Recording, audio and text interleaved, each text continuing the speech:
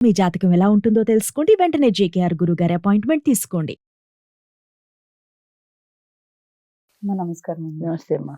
అమ్మ ఇందాక కూడా మనం మాట్లాడుకున్నాం. ఎంత మాట్లాడుకున్నా ఈ రిలేషన్‌షిప్స్‌కి ఎక్కువగా దారి తీసేది, గొడవలకి దారి తీసేది ఎక్స్‌ట్రా మ్యారిటల్ అఫైర్సే. ఎంత అంతే, మాట్లాడుకున్నా ఖచ్చితంగా ఇప్పుడు అంతే. ప్రేమికుల మధ్యలో అయినా, పెళ్ళైన ఒక జంటలో అయినా కానీ, భార్యాభర్తల మధ్యలో ఏదైనా అవును. కానీ ఒక భర్త కావచ్చు, భార్య కావచ్చు ఎక్స్‌ట్రా మ్యారిటల్ అఫైర్స్‌కి చాలా వెళ్తున్నారు ఈ మధ్య అవును, కాలం. అవును, అవును. అయితే ముఖ్యంగా ఇప్పుడు ఆడవాళ్ళు మనం మాట్లాడుకున్నాం ముందుగా కూడా, అవును. ఆడవాళ్ళు దీనికి ఎక్కువ అట్రాక్ట్ అవుతున్నారన్నమాట. అవును, అవును, అవును, ఎక్స్‌ట్రా మ్యారిటల్ అఫైర్స్‌లో. అవును. అది టాక్సిక్. అంటే ఆ రిలేషన్‌షిప్ ఎక్స్‌ట్రా మ్యారిటల్ అఫైర్ అనేది మంచిది కాదు అని ఒక ఆడది గ్రహించాలి. అంటే అది తెలుసుకోవాలి అనంటే ఎలా అసలు? అంటే ఒక ఎక్స్‌ట్రా మ్యారిటల్ అఫైర్‌లోకి వెళ్ళినప్పుడు ఆ మోజులో పడిపోతుందని అంటారు కదా! అవును, అది మంచిది కాదు. నా హస్బెండ్, నా భర్త, నా నా ఫ్యామిలీ. పిల్లలే, నా ఫ్యామిలీయే ముఖ్యము అవును. అని ఒక ఆడది గ్రహించాలి అనంటే ఎలా తెలుస్తుంది అసలు? ఇది తప్పు, ఇది రైట్ అనేది ఒక ఆడది ఎలా గ్రహించాలి? పూర్వం చిన్న పిల్లలకి అమ్మమ్మలు తాతయ్యలు ఉన్నప్పుడు పురాణ కథలు చెప్పేవాళ్ళు అవును, అవును, పిల్లలప్పటి నుంచి. అవును. అలాగే పరవస్తు చెన్నైసూరి కథలు చదువుకోవడం మొదలెట్టిన తర్వాత పరవస్తు చెన్నైసూరి అనే ఆయన 4 అంశాలు రాశాడు అనుకుంటా. మిత్రలాభము, మిత్రభేదము, సంధి, విగ్రహము అని ఏవో 4 రాశాడు. అందులో అన్ని పక్షులు, అదే జంతువుల కథలు ఉంటాయి అందులో. అంటే ఒక్కొక్క కథలో ఒక్కొక్క నీతి ఉంటుంది. అవి తెలుగు పాఠాల కింద చెప్పేవాళ్ళు మా చిన్నతనాల్లో. ఇప్పుడు అసలు ఆ పాఠాలే లేవనుకో. అంటే ఇప్పుడు చూడు, మనం ఏదో పావురాలు ఎవరో ఒక బోయవాడు గింజలు ఏదో చల్లుతాడు, దానికోసం వస్తాయి, అక్కడ వలేసాడు, వల్ల చిక్కుకుంటాయి. వల్ల చిక్కుకున్నప్పుడు ఒక వృద్ధ కపోతం ఏం చెప్తుందంటే, మనందరం కలిసి ఒక్కసారిగా ఎగిరిపోదాము, ఎగిరిపోయి వెళ్ళి మనం ఇది మన ఫ్రెండ్ దగ్గరికి వెళ్ళి అది కట్ చేయించుకుని బయటకు వెళ్ళిపోదామని చెప్తుంది. సరే అని అందరూ వెళ్ళి ఎగిరిపోతారు. ఎగిరిపోయి ఎలక దగ్గర ఎక్కడికో పెడతారు, అది కట్ చేస్తుంది, బయటపడతారు. అంటే దానివల్ల నీతి ఏంటంటే, అందరూ కలిసి ఒకే పని చెయ్యగలిగితే అది ఎప్పుడూ సక్సెస్ అవుతుంది. ఒంటరిగా ఒక పావురం ఎగరి మొత్తం అలా తీసేయలేదు. అందరికీ యూనిటీ ఉండాలి, ఐకమత్యమే బలమని యూనిటీ ఉండాలి. కాబట్టి యూనిటీతో అందరూ ఎగిరిపోయారు. అలాంటి కథలు చాలా ఉండేవి చిన్నతనంలో. పిల్లలు జంతువుల కథలు అంటే ఇంట్రెస్ట్గా కూడా వింటారు కాబట్టి అలాంటి కథలు పిల్లలు కూడా ఇంట్రెస్ట్గా విని అది వాళ్ళ మనసులో అది బాగా జీర్ణించిపోయేది. అందులోనే అనుకుంటా, నేను 50 ఏళ్ల కింద చదువుకున్నది ఇప్పటికీ మర్చిపోలేదు. పోగాలము దాపరించిన వారు, అంటే పొయ్యే కాలం వచ్చిందని తిడతారు సవా, పోగాలము దాపరించిన వారు దీప నిర్వాణ గంధము కనరు వినరు మూర్కొనరు. అరుంధతి నక్షత్రము, దీప నిర్వాణ గంధము, ఇంకోటి ఏదో ఉంది, కనరు వినరు మూర్కొనరు. అంటే కనరు అంటే చూడలేరు, వినరు అంటే వినలేరు, మూర్కొనరు అంటే వాసన తెలియదు. దీప నిర్వాణ గంధం అంటే దీపం ఆరిపోయినప్పుడు ఒకలాంటి స్మెల్ వస్తుంది, అది ఆరిపోయినప్పుడు వచ్చే అది. కానీ అరుంధతి నక్షత్రం కనపడదుట కొంతమందికి. మిత్రవాక్యము, మిత్రుడు చెప్పిన మాట కనరు వినరు మూర్కొనరు. మిత్రుడు చెప్పిన మాట వినరు, దీప నిర్వాణ గంధాన్ని వాసన చూడలేరు, తెలియదు. ఇంకా ఇంకోటి ఏంటి, అదే అరుంధతి నక్షత్రాన్ని చూడలేరు. 50 ఏళ్ళైనా ఇప్పటికి నేను మర్చిపోలే. కనరు వినరు మూర్కొనరు, దీప నిర్వాణ గంధము, మిత్రవాక్య పారపరమను, అరుంధతి నక్షత్రం, ఈ 3 కూడా మర్చిపోలేరు. 50 ఏళ్ల కిందది కూడా ఇప్పటికీ నా మనసులో ముద్ర పడిపోయిందంటే ఆ రోజున చెప్పింది నా మైండ్లో ఉండిపోయింది. అలాగా కథలు కథలుగా చెప్పేవాళ్ళు, అవి పిల్లల మనసులో ముద్ర పడిపోయేవి. అందులో మంచి ఉండేది, నీతి ఉండేది, ఏదైనా తప్పు పని చేస్తే ఎలాంటి పనిష్మెంట్లు వస్తాయో ఉండేవి, పాప భీతి, పాపానికి సంబంధించిన కథలు ఉండేవి. నువ్వు పాపం చేసావు కాబట్టి అది ఈ జన్మలోనే నువ్వు అనుభవిస్తున్నావు అని ఉన్నప్పుడు, ఇవి విన్నప్పుడు మా జనాల్లో ఒక పాప భీతి ఉండేది. అంటే అమ్మో, ఈ తప్పు చేస్తే ఇలాంటి శిక్ష పడుతుందా, లేదా ఇలా ఐకమత్యంగా ఉంటే ఇలా అందరూ కలిసి ఎగిరిపోవచ్చా అనేటువంటి భావాలు పిల్లల్లో ఉండేవి.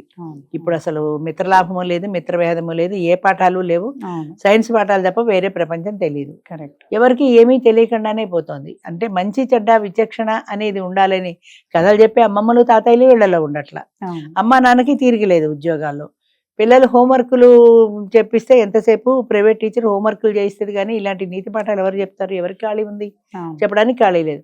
అంచేత యువత తప్పుదారి పడడానికి ఇదొక కారణం. అన్ని కారణాలు కాదు, ఇది కూడా ఒక కారణం. తప్పు ఒప్పు అనే విచక్షణ కానీ, పాపం పుణ్యం ఈ రెండింటికి ఉన్న తేడాలు కానీ యువతకు తెలియటల్లా. తెలియపోవడం వల్ల ఆ సింగినాదం ఏమైందిలే, ఎక్కడో నరకం ఉంది, స్వర్గం నరకం అంటారు, మనం చూడొచ్చామా ఇంట్లో ఆ నరకం, ఇదంతా సైంటిఫిక్గా వెళ్ళిపోయింది.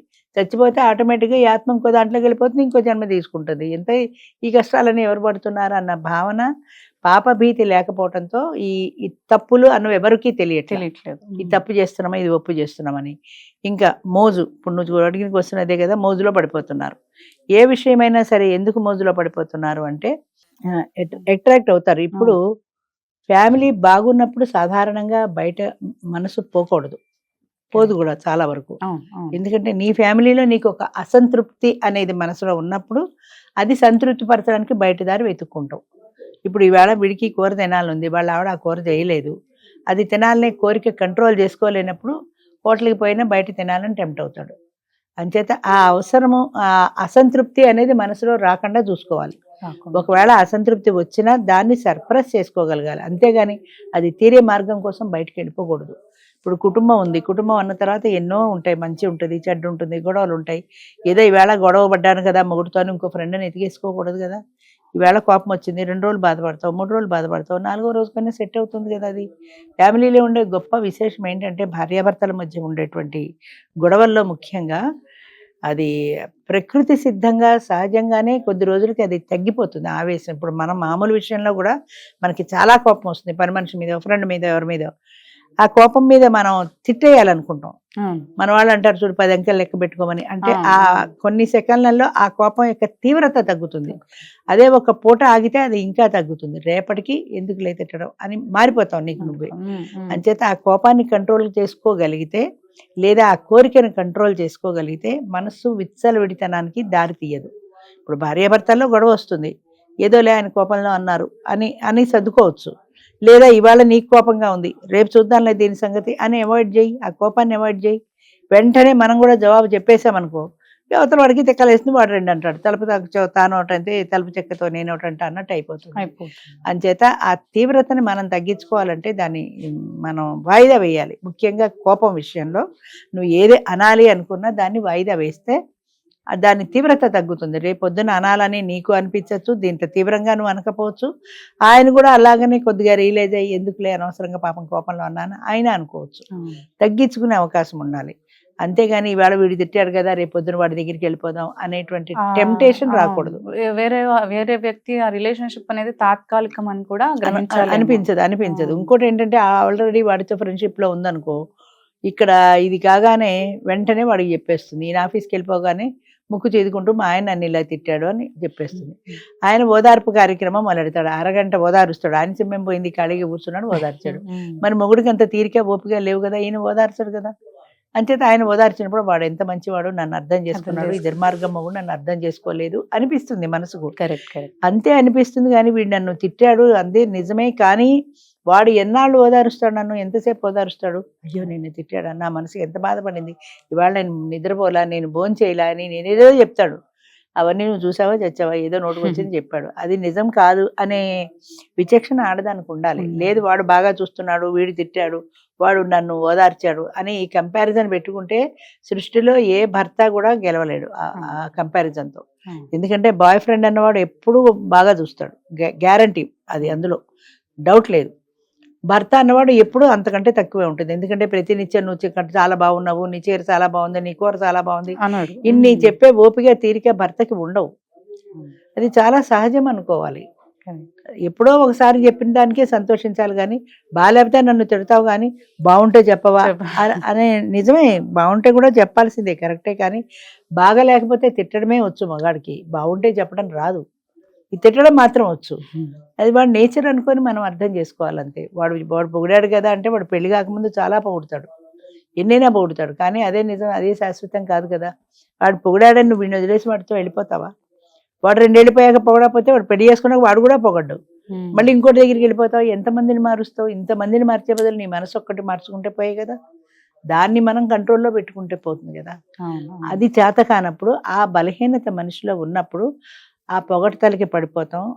వాడు తీసుకెళ్లే ఆ సరదా హోటళ్లకు దానికి పడిపోతారు ఆడవాళ్ళు. ముఖ్యంగా ఈ చిన్న చిన్న మాటలకి పడిపోతారు. అంటే చాలా ఎమోషనల్ ఉంటారు ఆడవాళ్ళు సహజంగా. వాడు ఒక చీర బాగుందన్నా పడిపోతారు, వాడు ఒక మంచి మాట మాట్లాడినా పడిపోతారు, వాడు ఎంత నీ మీద కన్సర్న్ చూపిస్తున్నా పడిపోతావు. కానీ ఆ కన్సర్న్ ఎంతవరకు చూపిస్తాడో అది అబద్ధమని ఎందుకు అనుకోవు, అది నీకు తెలియాలి. అది తెలియనప్పుడు ఇలాంటి మోజులో ఆడవాళ్ళు సహజంగా పడిపోతారు. అందుకే దాన్ని మోజు అనే 2 పదాలు పెట్టారు. ఆ మోజుకి ఇష్టం వేరు, మోజు వేరు. ఎందుకంత మోజులో పడిపోతావు అంటారు అంటే ఏంటనమాట, అది ఎలాగో అబద్ధమే కాబట్టే దాన్ని మోజు అన్నారు, అది నిజం కాదు కాబట్టే దాన్ని మోజు అన్నారు. వాడు దాని మోజులో పడిపోయాడు రా అంటారు. అంటే ఎవరో ఒక ఆడదాని ట్రాప్ లో పడిపోయాడు, దాన్నే వాళ్ళు మోజు అంటున్నారు. అంచేత అది మోజు అన్నారంటేనే అది అబద్ధం అని అర్థం అవుతుంది అని మనం అర్థం చేసుకోవాలి. మన్ని మనం కంట్రోల్లో పెట్టుకోవాలి. ఫస్ట్ నుంచి అదే చెప్తాడు, ఆత్మ నిగ్రహం అనేది ఉండాలి. అది లేనప్పుడు ఈ టెంప్టేషన్ కి గురైపోతారు. ఈ బలహీనతను ఆధారంగా అవతల వాళ్ళు ట్రాప్ చేస్తారు మనుషుల్ని. అవునమ్మా, థ్యాంక్ యూ అమ్మా, థ్యాంక్ యూ.